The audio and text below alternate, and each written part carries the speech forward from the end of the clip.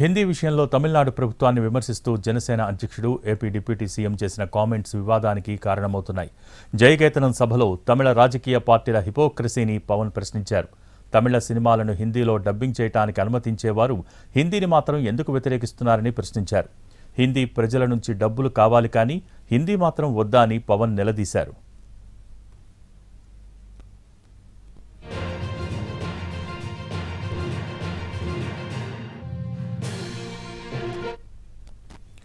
పవన్ కళ్యాణ్కు డీఎంకే నేతలు strong counter ఇచ్చారు. పవన్కు తమిళనాడు రాజకీయాల గురించి ఏమీ తెలియదన్నారు.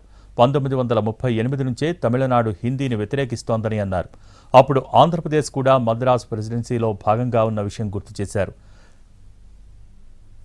ఎప్పటికీ 2 భాషల విధానాన్నే ఫాలో కావాలని 1968లో తమిళనాడు అసెంబ్లీ తీర్మానం చేసిన విషయం గుర్తు చేశారు. అప్పుడు కూడా నిపుణుల సలహా మేరకే ఆ నిర్ణయం తీసుకున్నామని, నటుల సలహాతో కాదని అన్నారు.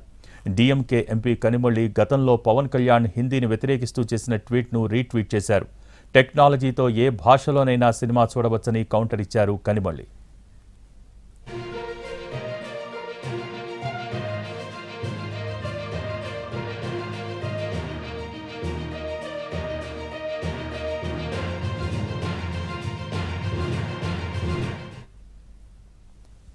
నటుడు ప్రకాష్ రాజ్ కూడా పవన్ కళ్యాణ్పై సెటైర్లు వేశారు.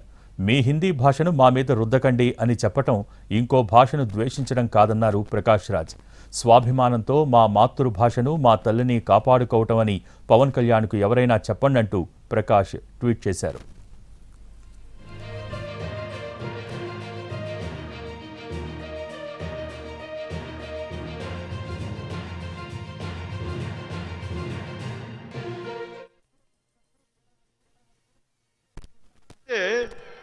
సంస్కృతాన్ని తిడతారు, హిందీని మీరు రుద్దుతున్నారు, సౌత్లో దక్షిణాదిని అంటారు.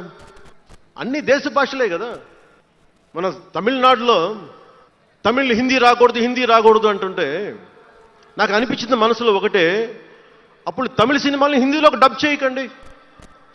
డబ్బులేమో హిందీ నుంచి కావాలి, ఉత్తరప్రదేశ్ నుంచి డబ్బులు కావాలి, బీహార్ నుంచి డబ్బులు కావాలి, ఛత్తీస్గఢ్ నుంచి డబ్బులు కావాలి, కానీ హిందీ మాకు వద్దంటే అదే న్యాయం. పనిచేసే వాళ్ళందరూ మనకి బీహార్ నుంచి రావాలి, కానీ హిందీని ద్వేషిస్తానంటే ఎట్లా? We had passed a legislation in the state assembly that the Tamil Nadu will always follow 2-language formula because of the advice and suggestions by the experts in education, not actors, experts in education, scholars in education, who said that education should be in the mother tongue. So we had Tamil, and as a link language we had English. So the bill was passed way back in 1968 when Pawan Kalyan was not even born. He doesn't know the politics of Tamil Nadu. We had again agitated against Hindi in 1938 when Andhra Pradesh was also part of India, part of the Madras presidency. In 1952,